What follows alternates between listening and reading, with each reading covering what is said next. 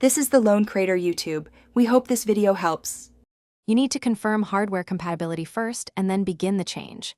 Check that your monitor and cable support the desired rate, display port for high rates. Once done, update your GPU drivers so the OS can present higher options. Make sure you're at the monitor's native resolution. Mismatched resolution can hide refresh options. Open the display settings now and locate the refresh rate control so you can take the next precise steps.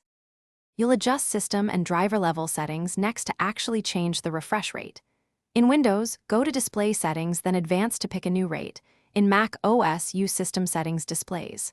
For precise control, open your GPU control panel, NVIDIA, AMD, or Intel, and select the monitor's refresh rate or create a custom resolution if needed. After applying, test briefly.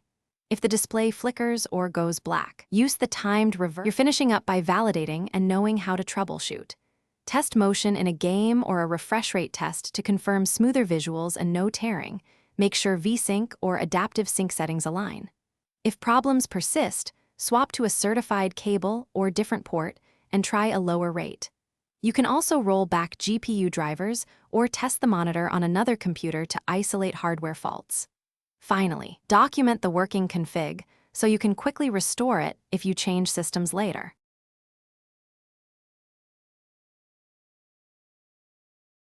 Thanks for watching. Consider subscribing if we helped you.